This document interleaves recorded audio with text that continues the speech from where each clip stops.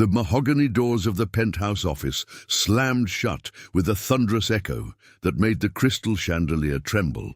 Victoria Chen stood frozen in the center of the room, her worn sneakers sinking into carpet that cost more than her mother's annual salary. Across from her, billionaire tech mogul Alexander Morrison sat behind his obsidian desk like a king on his throne, his steel-grey eyes cutting through her like shards of ice. Before we jump back in, tell us where you're tuning in from, and if this story touches you, make sure you're subscribed because tomorrow I've saved something extra special for you. "Why are you here?" he asked, his voice so cold it could freeze fire. Victoria's hands trembled as she clutched a weathered manila envelope to her chest. She had practiced this moment 1,000 times, but nothing could have prepared her for the raw intimidation radiating from the man who controlled half of Silicon Valley's fortune. What she was about to say would either destroy her completely or change everything forever. The morning had started like any other in the Morrison estate's servant quarters. Victoria Chen woke at 5:30 to the sound of her mother's alarm clock, the same brass timepiece that had been counting down their struggles for the past 8 years. Through the thin walls of their cramped room in the staff wing, she could hear the other housekeepers beginning their daily routines, the soft shuffling of feet, the whispered conversations, the careful preparation for another day of invisible service. Maria Chen had been the head housekeeper at the Morrison estate since Victoria was 10 years old. Back then, the sprawling mansion in the hills of Palo Alto had seemed like a palace from a fairy tale, with its 43 rooms, indoor swimming pool, and gardens that stretched as far as a child's eyes could see. But fairy tales, Victoria had learned, were just stories told to make reality more bearable. "Mija, you need to leave for school soon," Maria whispered as she tied her graying hair back into its usual tight bun. Her hands, weathered from years of cleaning and scrubbing, moved with practiced efficiency as she prepared for another 16-hour day of making the Morrison family's life perfect. Victoria sat up in her narrow bed, the springs creaking under her weight. At 18, she had grown tall and lean, with her mother's determined chin and her late father's intelligent dark eyes. The acceptance letter from Stanford University lay folded in her desk drawer, a piece of paper that represented everything she had worked for, and everything she couldn't afford. "Mom, we need to talk about Stanford again," Victoria said quietly. Pulling on her faded jeans and a sweater that had seen better days, Maria's shoulders stiffened almost imperceptibly. "There's nothing to talk about, Victoria. The scholarship covers tuition, but we don't have money for books, housing, or living expenses. You know this, but Mom, no." Maria's voice carried a finality that Victoria had heard too many times before. "You'll take the job at the community college's administrative office. It's good, steady work, better than what most people in our situation can expect." Victoria stared at her reflection in the small mirror above their shared dresser. Her mother was right, of course. They lived paycheck to paycheck, and even with Maria's position as head housekeeper, they were always one emergency away from financial disaster. The Morrison family paid fairly, but fair wages for domestic work still left little room for dreams as expensive as Stanford University. The irony wasn't lost on Victoria. She spent her afternoons after school in the estate's library, a room filled with first-edition books that Alexander Morrison had probably never opened. She taught herself advanced mathematics using textbooks that cost more than her mother's monthly grocery budget. She'd written her Stanford application essay on a laptop she'd bought used with money earned from tutoring the Morrisons' neighbors' children. She was living in the shadow of unlimited wealth while her own potential withered from lack of resources. As Victoria walked through the main house on her way to school, she passed the breakfast room where Alexander Morrison sat alone, reading financial reports on his tablet while his untouched gourmet breakfast grew cold. He was 45 years old, with prematurely silver hair and the kind of sharp features that had graced magazine covers when he'd been named one of America's most eligible bachelors. His technology company, Next Gen Systems, had revolutionized cloud computing and made him worth approximately $8 billion. To Victoria, he was simply the man who barely acknowledged her existence despite her living in his house for 8 years. Alexander Morrison was known for his brilliance, his ruthless business acumen, and his complete emotional detachment. He had built his empire through calculated risks and strategic partnerships, never letting personal feelings interfere with profitable decisions. The tech world both feared and respected him, calling him the Ice King of Silicon Valley for his ability to shut down emotions and focus purely on results. What they didn't know was that Alexander's emotional walls hadn't been built by ambition, they'd been constructed by loss. Victoria had heard the whispered stories from the other staff members. Alexander had been married once to a woman named Catherine who had died in a car accident 7 years ago. They'd been trying to have children, but Catherine had suffered multiple miscarriages. Her death had occurred on the same day she was going to tell Alexander about another pregnancy, one that might have finally worked. Since then, Alexander had become a ghost in his own home. He worked 18-hour days, traveled constantly for business, and maintained relationships only when they served a professional purpose. He'd never remarried, never dated seriously, and had systematically eliminated anything from his life that might require emotional vulnerability. The estate reflected its owner's emotional state. Despite its magnificence, it felt cold and hollow, more like a museum than a home. Rooms sat unused, meals were eaten in solitude, and the only sounds that filled the vast spaces were the quiet footsteps of staff members maintaining a house that had forgotten how to be lived. Victoria had observed all of this from her unique position as someone who belonged to the house but wasn't part of the family. She'd seen Alexander during his worst moments, the nights when he'd stay up until dawn, staring out his office window. The mornings when he'd skip meals because he'd forgotten that humans needed food. The way he'd sometimes pause in doorways as if he was looking for someone who would never be there. She'd also seen his brilliance. The way he could solve complex problems that stumped his entire engineering team. How he'd quietly donated millions to educational charities, always anonymously. The careful way he treated the staff members, never raising his voice or making unreasonable demands, even though his emotional distance made every interaction feel like a business transaction.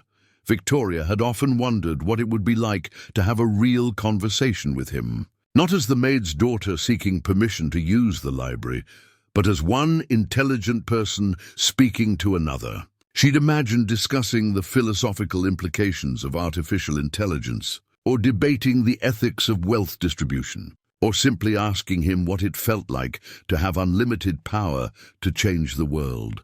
But those conversations existed only in her imagination. In reality, Alexander Morrison looked through her as if she were invisible.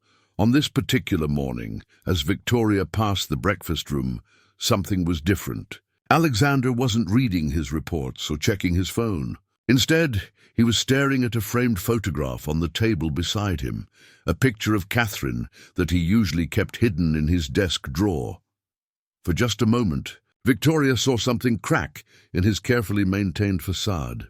His jaw clenched, his hands trembled almost imperceptibly, and his eyes held a pain so raw it made her chest tighten with unexpected sympathy. Then he noticed her watching.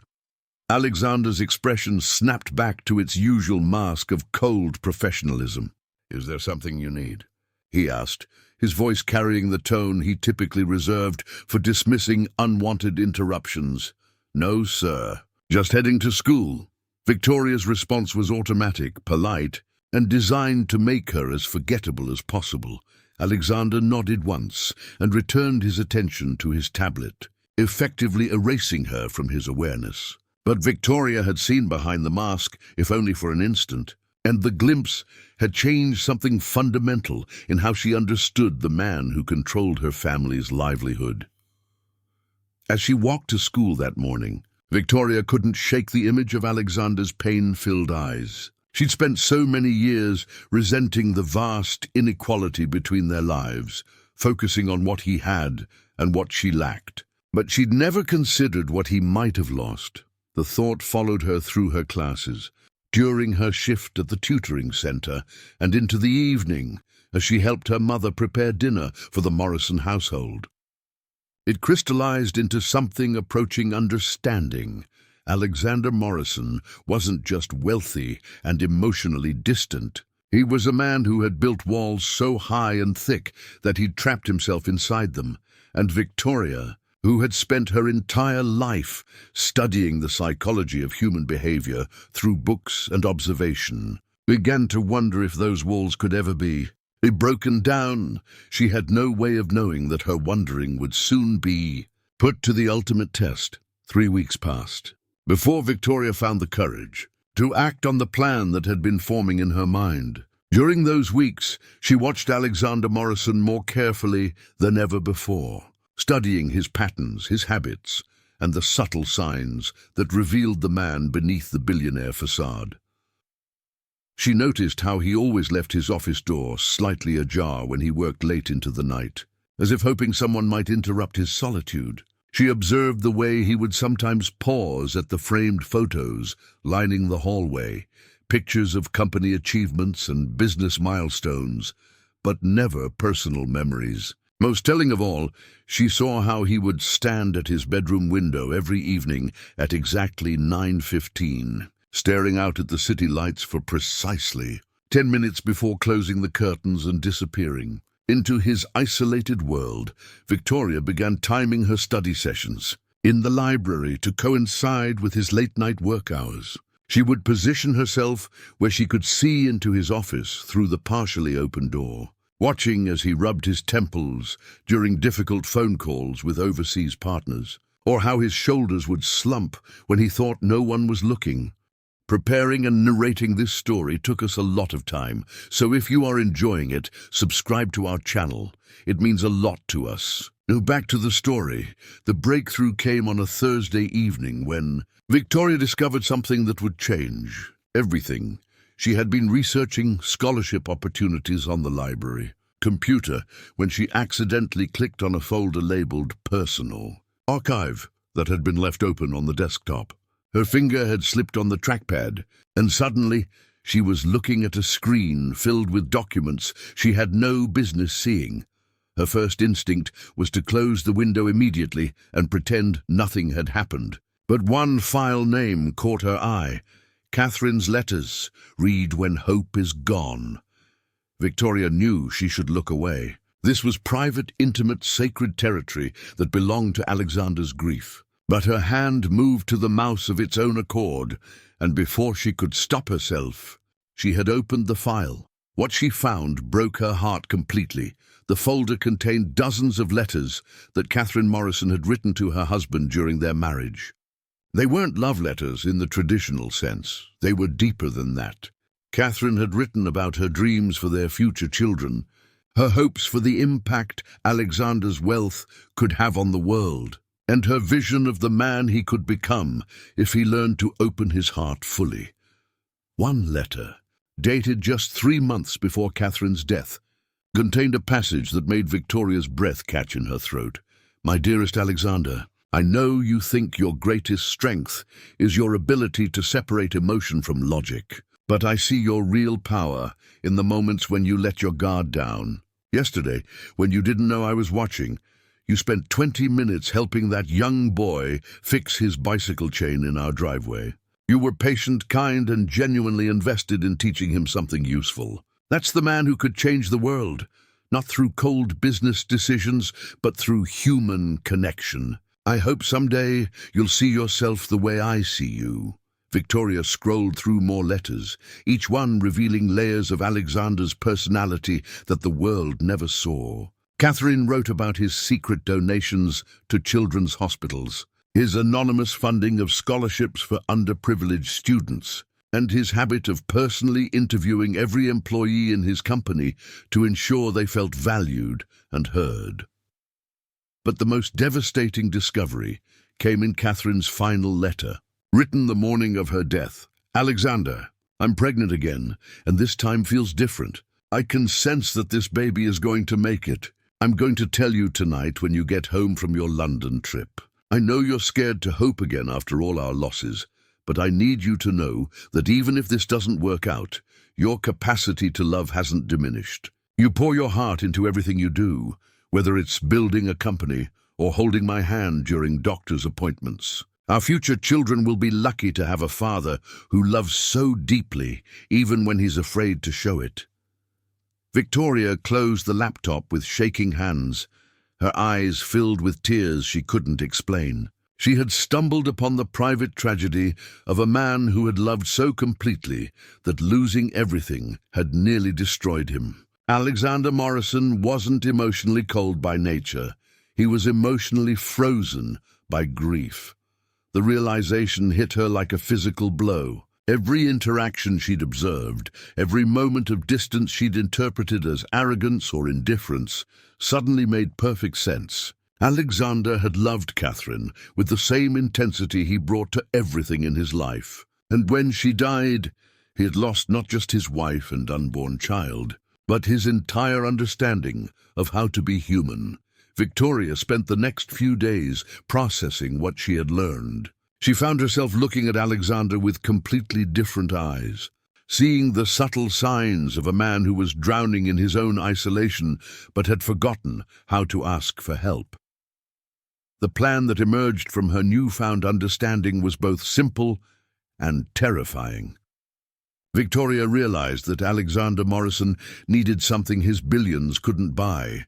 He needed to be reminded that he was still capable of human connection. And she, despite being just the maid's daughter, might be the only person in his life positioned to provide that reminder. But first, she needed to find a way into his office when he couldn't simply dismiss her presence. The opportunity came during the estate's monthly security system update, when all electronic locks were temporarily disabled for maintenance. Victoria knew that Alexander always worked late on these nights, staying in his office until the security team finished their work. What he didn't know was that the manual lock on his office door had been malfunctioning for weeks. Something her mother had mentioned to the maintenance staff, but which hadn't yet been repaired. On the appointed night, Victoria waited until her mother had finished her duties and retired to their quarters.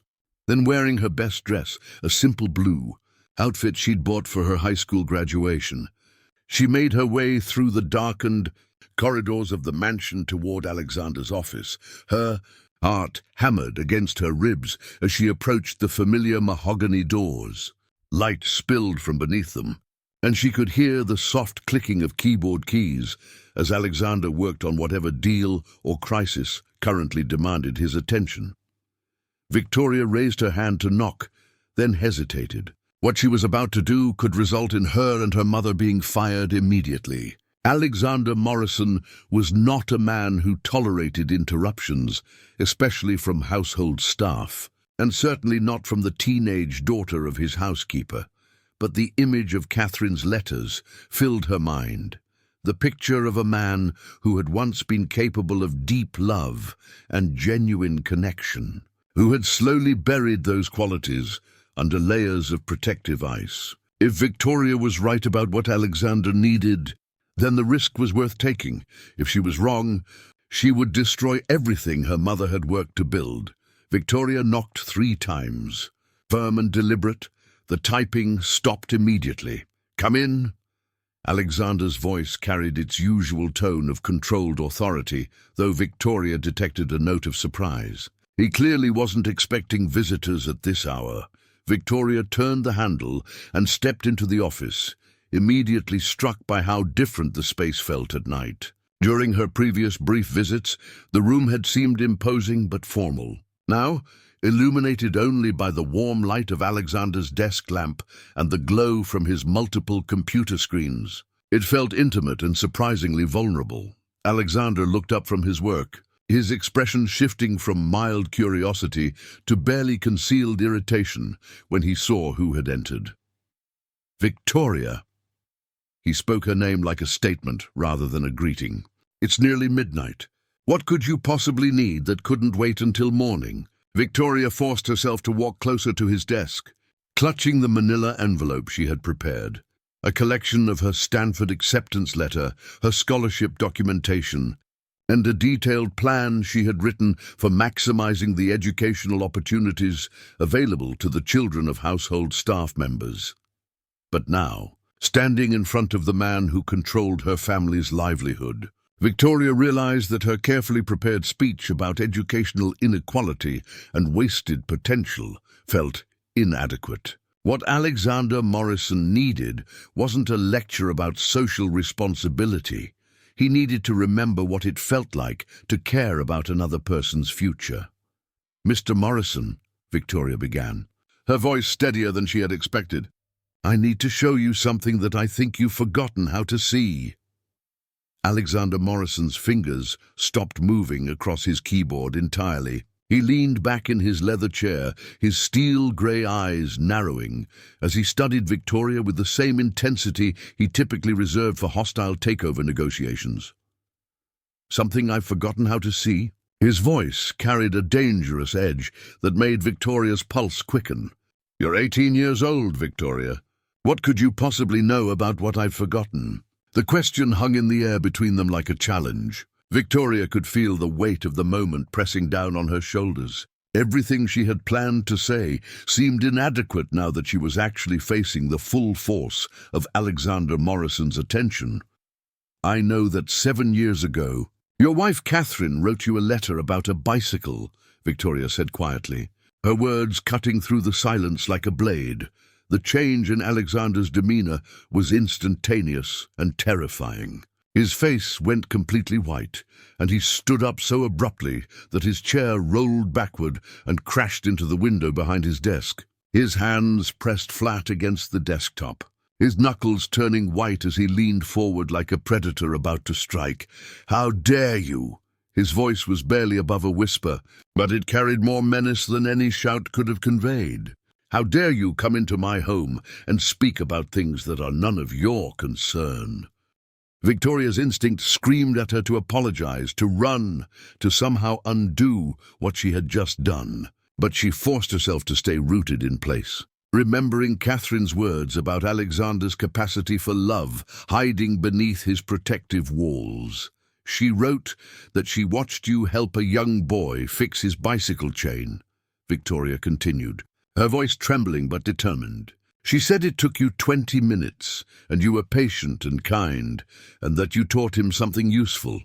She said that was the man who could change the world." Alexander's breathing became labored, his chest rising and falling as if he had just run a marathon. "You went through my personal files." The accusation came out like a growl. "You violated my privacy and read things that were never meant for anyone else's eyes." "I did."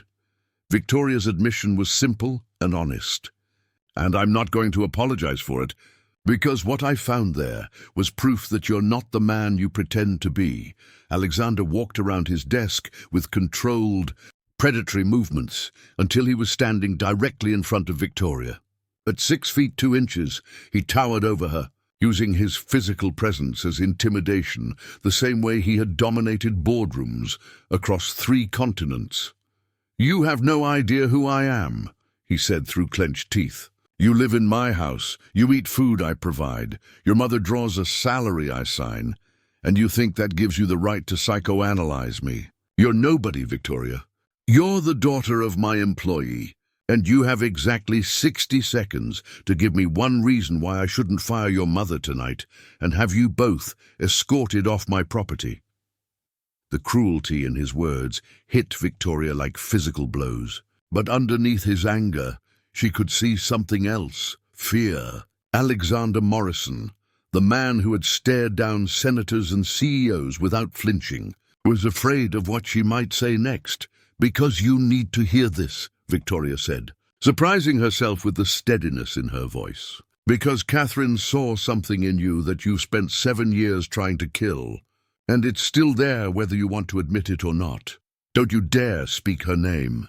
Alexander's control was cracking visibly now, his carefully maintained composure fragmenting like ice under pressure. "You know nothing about her. You know nothing about what we had or what I lost. I know that she believed in you." Victoria pulled the manila envelope from behind her back and held it out toward him. I know that she thought you could change the world through human connection, not just business deals. And I know that right now in this room, there's a perfect example of exactly what she meant. Alexander's eyes flicked to the envelope, then back to Victoria's face. What is that? It's my acceptance letter to Stanford University, Victoria said, along with documentation of my full academic scholarship and a detailed proposal for creating educational opportunities for the children of your household staff. Alexander stared at her as if she had spoken in a foreign language.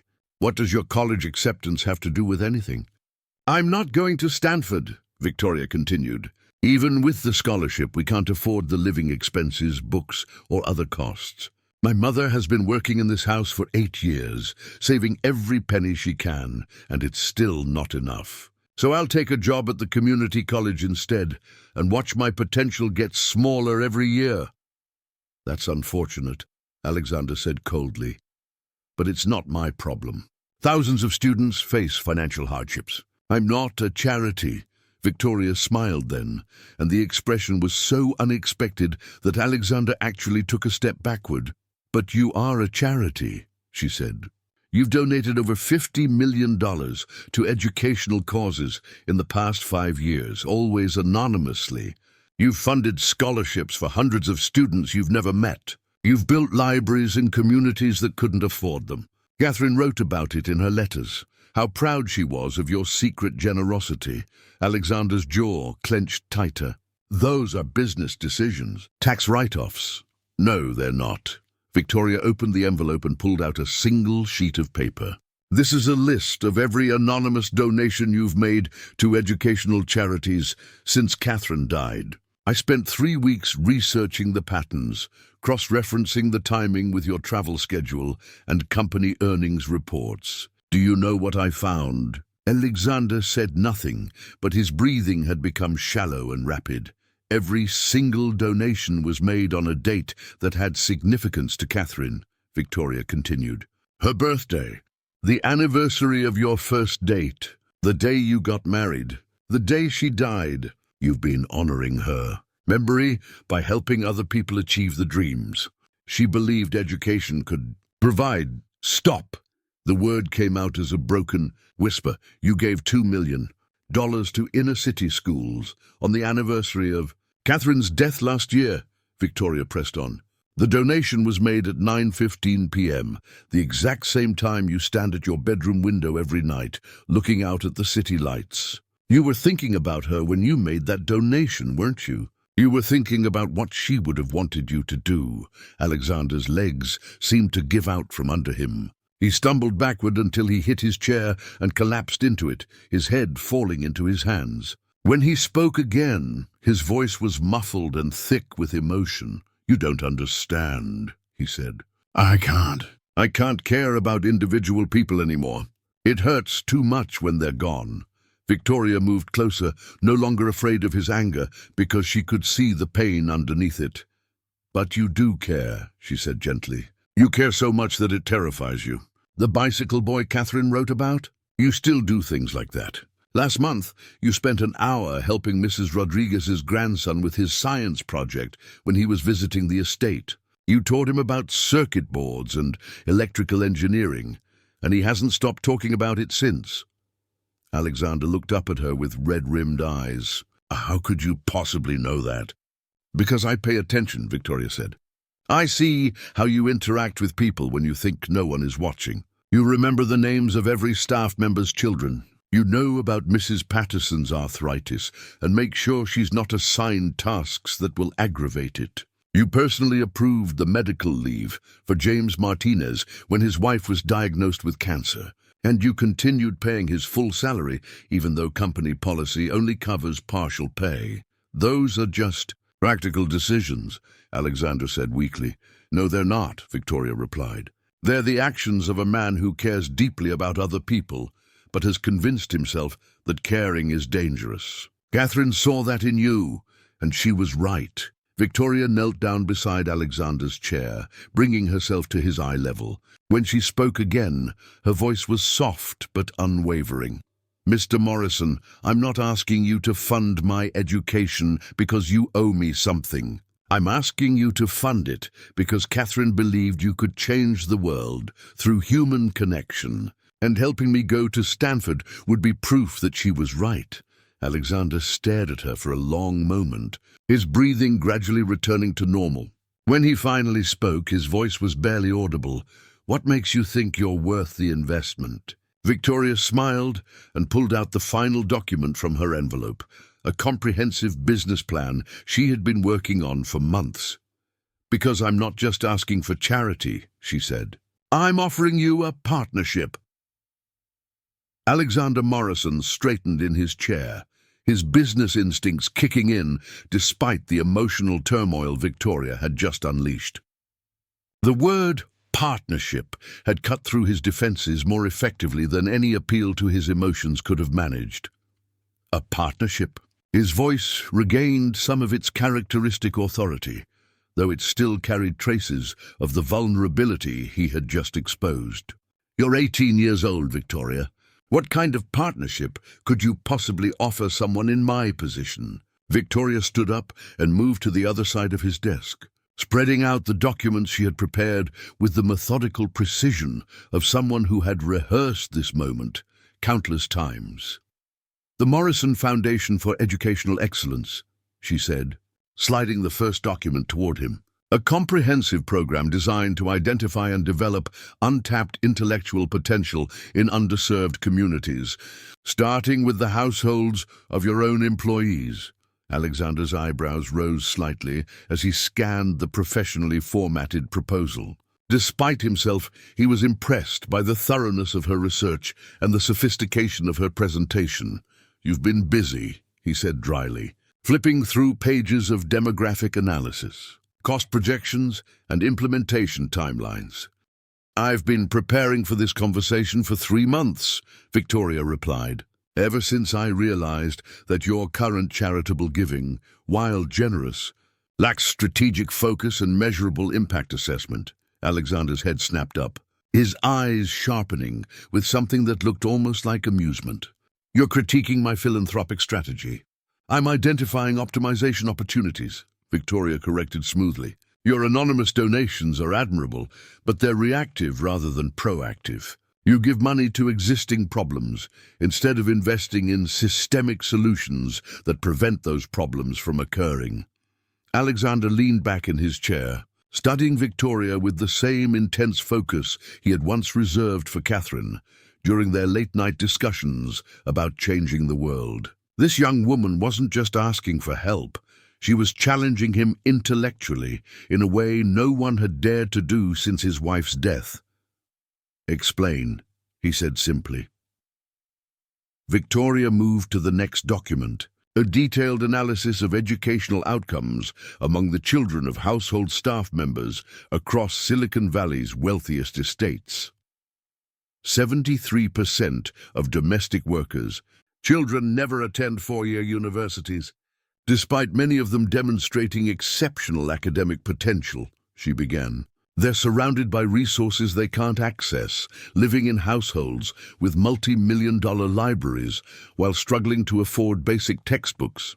And you propose to change this how, exactly?"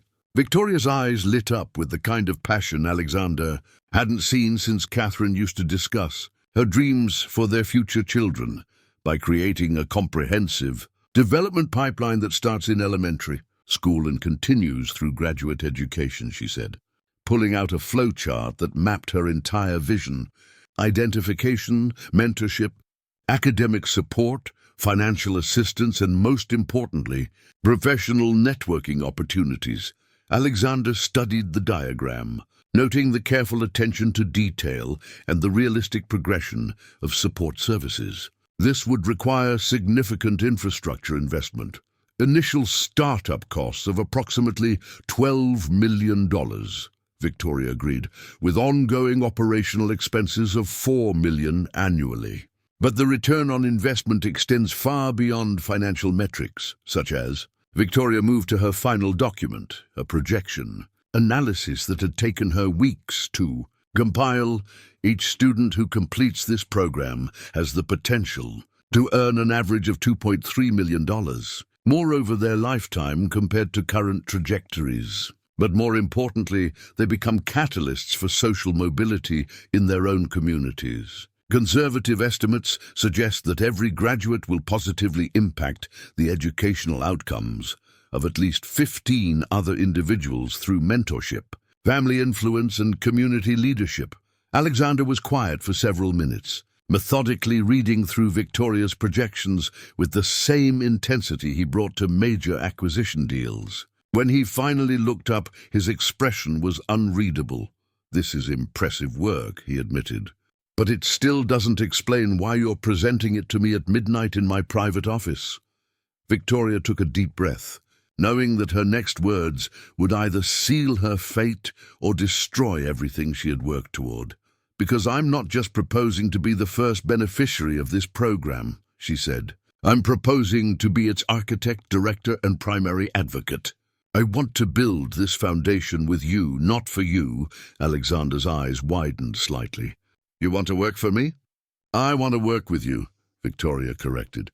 "Catherine wrote about your vision for using wealth to create meaningful change. This foundation would be that vision made real, but it needs someone who understands both the academic potential and the practical barriers that exist in underserved communities. And you believe you're that person?" Victoria gestured toward the documents spread across his desk. "I've lived in both worlds for 8 years. I understand the frustration of having intellectual capacity, but no financial means to develop it. I also understand the psychology of wealthy individuals who want to make a difference, but don't know how to create sustainable impact." Alexander stood up and walked to his window, looking out at the city lights that twinkled like earthbound stars.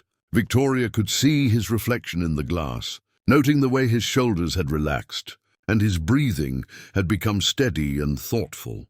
"What makes you think I would trust someone with no business experience to manage a multi-million-dollar foundation?" he asked without turning around. "Because business experience isn't what this project needs most," Victoria replied. "It needs authentic understanding of the communities we're trying to serve, combined with the academic background to design effective educational interventions." Alexander turned back toward her, and Victoria was surprised to see something new in his expression, genuine curiosity mixed with cautious respect. "You've clearly given this considerable thought," he said. "But there's one fundamental problem with your proposal." Victoria's heart sank. "What's that?" "If I fund your Stanford education and you spend 4 years studying organizational psychology and non-profit management, as your plan suggests, who's going to run this foundation while you're in school?" Victoria smiled, realizing that Alexander wasn't rejecting her idea, he was testing its feasibility. "The foundation launches with pilot programs serving the children of your current household staff," she said. "I'll design and oversee the initial implementation while completing my Stanford degree through their part-time program for working professionals. Real-world experience will enhance my academic learning, and my coursework will inform continuous improvement of the Foundation's programs. That's an enormous workload for someone who's never managed anything more complex than a tutoring schedule." "It is," Victoria agreed. "Which is why I'm not asking you to commit to the full program immediately. I'm asking you to commit to a 1-year pilot program with 3 students, myself included, while I prove that the model works." Alexander walked back to his desk and sat down. His fingers steepled as he considered her proposal. The silence stretched between them for what felt like hours, but was probably only minutes. The pilot program would cost approximately $800,000, he said. "Finally, $760,000, Victoria corrected. "I've accounted for economies of scale in the administrative overhead." Alexander's mouth twitched in what might have been the beginning of a smile. "You're very confident in your numbers. I've checked them 17 times, Victoria admitted, "and I've built in contingency funding for unexpected expenses." "Of course you have." Alexander opened his laptop and began typing rapidly. "Send me the full proposal electronically. I want my financial team to review the projections and my legal department to examine the structural framework." Victoria's breath caught in her throat. "Does that mean—" "It means I'm considering your proposal," Alexander said, his tone returning to its usual businesslike efficiency. "But I need you to understand something, Victoria. If I agree to this partnership, I'll expect the same level of professional excellence from you that I demand from every other person in my organization. Your age, your background, and your relationship to my household staff won't earn you any special consideration or forgiveness for failures." "I wouldn't want them to," Victoria replied firmly. Alexander studied her face for a long moment, as if trying to read the depth of her commitment and the strength of her resolve. "There's one more thing," he said quietly. "Why did you really come here tonight? And don't tell me it was just about the foundation proposal. You could have submitted this through proper channels, arranged a formal meeting, followed appropriate protocols. Instead, you chose to confront me in my private office at midnight after violating my personal files. Why?" Victoria met his gaze steadily, knowing that her answer to this question would determine everything that happened next, because proper channels and formal meetings weren't going to reach the man Catherine married.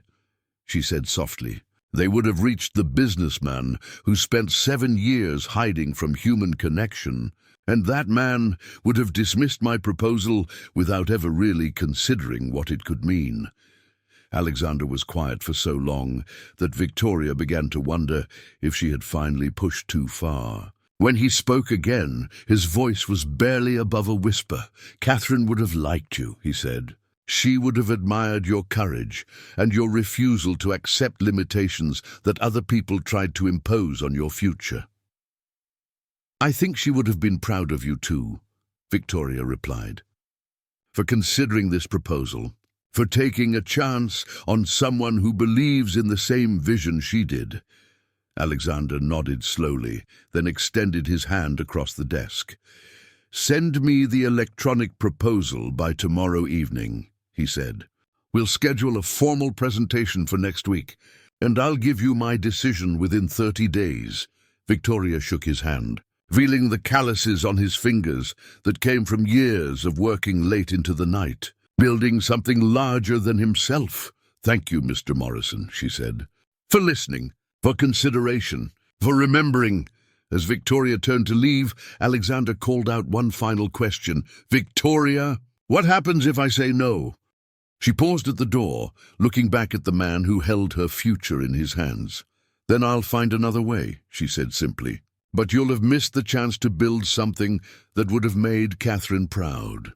And with that, Victoria Chen walked out of Alexander Morrison's office, leaving behind the scent of courage and the promise of possibilities that neither of them had dared to imagine. Just hours before, the following morning brought an unexpected turn of events that Victoria could never have anticipated. She woke at her usual time, expecting to face the awkward aftermath of her midnight confrontation with Alexander Morrison. Instead, she found her mother sitting at their small kitchen table with an expression of complete bewilderment. "Mija," Maria said slowly, holding up an official-looking document. "Mr. Morrison's assistant delivered this an hour ago. It's addressed to both of us." Victoria's stomach dropped. She had expected Alexander to need time to consider her proposal, not to make an immediate decision that could potentially end her mother's employment. With trembling fingers, she took the letter and began to read. "Ms. Chen and Ms. Victoria Chen, please report to the main conference room at 10 a.m. today for a meeting regarding the Morrison Foundation for Educational Excellence. Please bring any additional documentation you feel would be relevant to the discussion of this initiative.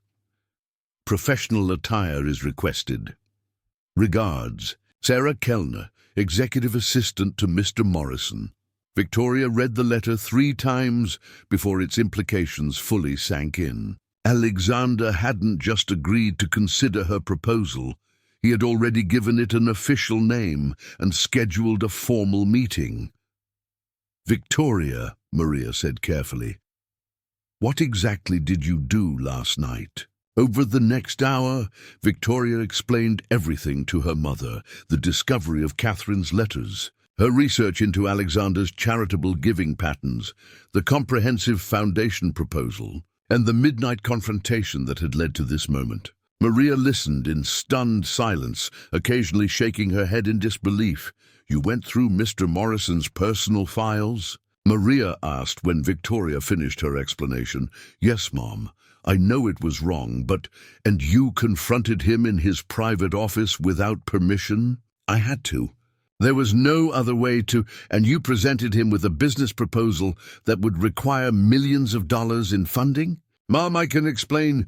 Maria stood up abruptly and began pacing their small kitchen. For several minutes she said nothing, processing the magnitude of what her daughter had done. When she finally spoke, her voice was filled with a mixture of pride and terror.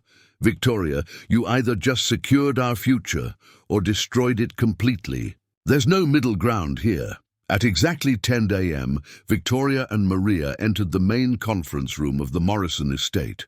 Victoria had never been in this part of the house before, a sleek, professional space with floor-to-ceiling windows overlooking the manicured gardens and a polished mahogany table that could seat 20 people. Alexander Morrison was already seated at the head of the table, flanked by 3 individuals Victoria didn't recognize. He was wearing a charcoal grey suit that probably cost more than her mother's monthly salary, and his demeanor had returned to its usual mask of professional authority. "Miss Chen." "Victoria, please have a seat," Alexander said, gesturing toward chairs positioned across from his team. "I'd like you to meet David Kim, my Chief Financial Officer, Rachel Torres, Director of Legal Affairs, and Dr. Amanda Foster, who runs our current philanthropic initiatives." Victoria's heart raced as she realized the significance of the assembled group. Alexander hadn't just read her proposal, he had shared it with his senior leadership team and brought in experts to evaluate its feasibility. "Before we begin," Alexander continued, "I want to establish the parameters of this discussion. Victoria, last night you presented me with an intriguing concept, but concepts don't become reality without rigorous analysis and strategic planning. My team has spent the morning reviewing your proposal, and we have questions."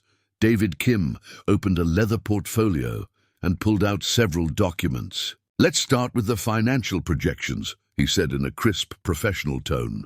"Your initial funding request of $760,000 for the pilot program appears reasonable, but your long-term operational costs seem optimistic. Have you factored in administrative overhead, legal compliance expenses, and inflation adjustments?" Victoria had prepared for this moment, but actually facing a room full of executives was more intimidating than she had imagined. She forced herself to breathe steadily and respond with the same professionalism they were demonstrating.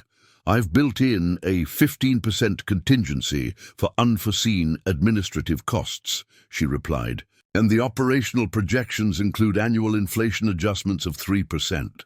The legal compliance expenses are modeled on similar educational foundations, with data provided by the National Association of Student Financial Aid Administrators."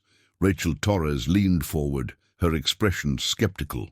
"You've outlined ambitious goals for measurable impact, but how do you plan to track long-term outcomes? Educational success isn't just about graduation rates, it's about career trajectories, community impact, and generational change. That kind of data collection requires sophisticated systems and long-term commitments. I've designed a comprehensive tracking system that follows participants for 15 years post-graduation," Victoria responded, pulling out additional documentation she had prepared. "It includes annual surveys, career milestone assessments, and community involvement metrics. The system is modeled on longitudinal studies conducted by the Gates Foundation and similar organizations." Dr. Foster spoke up next, her tone carrying the authority of someone who had managed large-scale philanthropic initiatives for decades. "Victoria, I'm impressed by the thoroughness of your research, but I'm concerned about your lack of practical experience. Managing a foundation requires skills that can't be learned from books, negotiating with university administrators, managing donor relationships, navigating regulatory requirements. How do you plan to develop these competencies? This was the question Victoria had feared most, because it struck at the heart of her greatest vulnerability. She was asking to manage a multi-million-dollar initiative with no professional experience beyond tutoring high school students. Dr. Foster, you're absolutely right about my lack of experience, Victoria admitted. That's why I'm not proposing to manage the foundation alone. I'm proposing to build it collaboratively, with mentorship from experienced professionals like yourself, while simultaneously developing my skills through Stanford's non-profit management program. Alexander, who had been listening to the discussion without participating, finally spoke up. Victoria, my team has raised valid concerns about your experience level, but they've also confirmed that your research is thorough, your projections are realistic, and your implementation timeline is achievable. What I want to know is this: why should I trust you with this responsibility when I could hire a team of experienced professionals to create a similar program? Victoria had anticipated this question, and she knew that her answer would determine everything that happened next. She stood up, moving to the whiteboard at the front of the room. Because experienced professionals would create a program for people like me, she said, picking up a marker and beginning to draw a diagram. But they wouldn't create a program by someone like me. There's a fundamental difference. She drew 2 circles on the whiteboard, labeling one traditional philanthropy and the other community-driven impact. Traditional philanthropic approaches are designed by people who understand systems and processes, but they often miss the nuanced barriers that actually prevent success in underserved communities. Victoria continued, adding details to her diagram. For example, a traditional program might provide tuition assistance, but overlook the fact that first-generation college students often struggle with imposter syndrome, lack professional networking opportunities, and need mentorship that goes beyond academic support. David Kim nodded slowly. You're suggesting that lived experience provides insights that professional training can't replicate. Exactly, Victoria confirmed. I've spent 8 years observing the gap between available resources and accessible opportunities. I understand the psychological barriers, the cultural challenges, and the practical obstacles that prevent talented individuals from reaching their potential. Rachel Torres made notes on her legal pad. That's a compelling argument, but it still doesn't address the experience gap. How do we mitigate the risks associated with putting someone without management experience in charge of a major initiative? Alexander stood up and moved to the window, looking out at the gardens where Victoria had spent countless hours reading and studying. When he turned back to face the room, his expression had shifted from professional skepticism to something more thoughtful. 8 years ago, he said quietly, my wife Catherine wrote me a letter about the importance of taking calculated risks on people with untapped potential. She believed that the most transformative changes come from individuals who have both the vision to imagine something better and the personal motivation to make it happen. He walked back to the table and sat down, his eyes focused on Victoria. Victoria, you've demonstrated vision, preparation, and courage. But more importantly, you've reminded me that the most valuable investments aren't always the safest ones. Alexander turned to his team. David, what would be the financial impact of a failed pilot program? Minimal, David replied. $760,000 represents less than 0.1% of our annual charitable giving budget. Rachel, what are the legal risks? Also minimal, assuming proper documentation and compliance protocols. Amanda, what's your assessment of the potential upside? Dr. Foster considered the question carefully. If Victoria's model works, it could become a template for similar programs nationwide. The scalability potential is significant, Alexander nodded, then looked directly at Victoria. Victoria, I'm prepared to approve the pilot program, but with specific conditions. Victoria's heart pounded so hard she was certain everyone in the room could hear it. What conditions? First, you'll work directly with Dr. Foster for the first year, learning foundation management while implementing your program. Second, you'll complete your Stanford degree on an accelerated timeline, finishing in 3 years instead of 4. Third, you'll present quarterly progress reports to this committee, with full transparency about challenges and setbacks. I accept those conditions, Victoria said immediately. I'm not finished, Alexander continued. Fourth, if the pilot program doesn't meet its measurable objectives within 18 months, we'll transition to a traditional management structure. And fifth, you'll move out of the staff quarters and into the guest wing of the main house, where you'll have appropriate space for studying and managing foundation business. Maria gasped audibly at the last condition. Victoria stared at Alexander in stunned silence. Mr. Morrison, Victoria said slowly, I don't understand the fifth condition. Alexander's expression softened almost imperceptibly. Victoria, you're about to become a Stanford student and the director of a major philanthropic initiative. You can't do either of those things effectively while living in servants' quarters. The guest wing has office space, high-speed internet, and room for the kind of studying and planning your new responsibilities will require. But my mother will continue her position as head housekeeper, with a salary increase commensurate with her additional responsibilities supporting foundation operations, Alexander finished.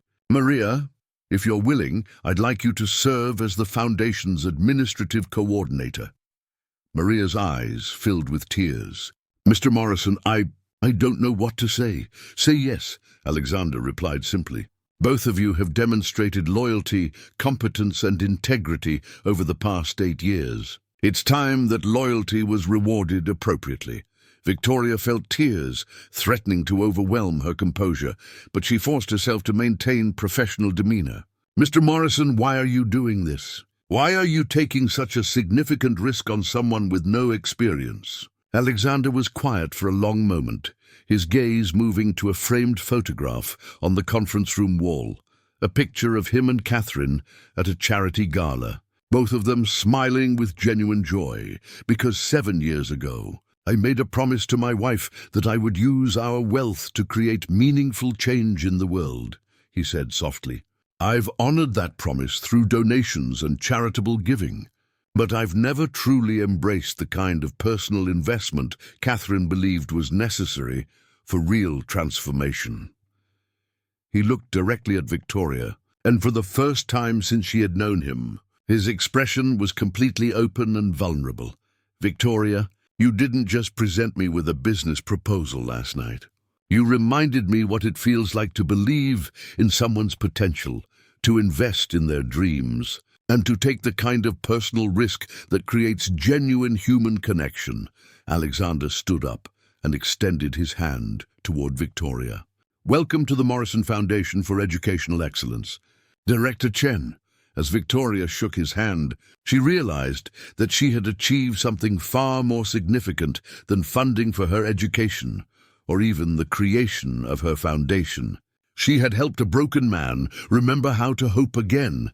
6 months later, the Morrison Foundation's pilot program was featured on the front page of the San Francisco Chronicle under the headline, Billionaire's Revolutionary. Approach to educational philanthropy starts at Oakbridge. The article described how Alexander Morrison had partnered with an 18-year-old Stanford student to create a foundation that was already being studied by philanthropic organizations across the country. But the real measure of the program's success wasn't found in newspaper articles or academic studies. It was found in the moment when Alexander Morrison, for the first time in 7 years, invited guests to dinner at his estate, not for business purposes, but simply to celebrate Victoria's first semester Dean's List achievement and to hear her presentation on expanding the foundation to serve 50 students in its second year. As Victoria stood in the dining room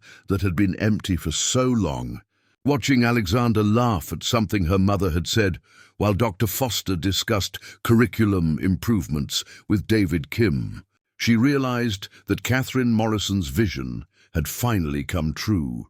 The man who could change the world through human connection had remembered how to connect. And in remembering, he had changed not only Victoria's world, but his own. The evening ended with Alexander walking Victoria to her new office in the guest wing, where she had been working on applications from potential foundation candidates. As they stood in the doorway, looking at the walls covered with academic charts, scholarship applications, and photos of the program's first 3 students, Alexander spoke quietly. "Catherine would have been proud of what we've built here," he said. "She would have been proud of what you've become," Victoria replied. "The man she married is still here. He was just waiting for the right reason to come back." Alexander nodded, then turned to leave. But at the last moment he paused and looked back at Victoria. "Thank you," he said simply, "for refusing to let me stay hidden." As Victoria watched him walk back toward the main house, she reflected on the extraordinary journey that had brought them both to this moment. A year ago, she had been just the maid's daughter, invisible and powerless, watching her dreams slip away for lack of resources. Now she was Director Victoria Chen of the Morrison Foundation for Educational Excellence, a Stanford student with a full-ride scholarship, and most importantly, living proof that sometimes the most unlikely partnerships can create the most profound transformations. The question, "Why are you here?" had an answer now. She was here to build bridges between worlds, to turn potential into reality, and to ensure that other young people would never have to choose between their dreams and their circumstances. She was here because someone had finally seen her worth investing in, and she was here because a billionaire had learned to hope again. Up next, you've got 2 more standout stories right on your screen. If this one hits the mark, you won't want to pass these up. Just click and check them out. And don't forget to subscribe and turn on the notification bell so you don't miss any upload from us.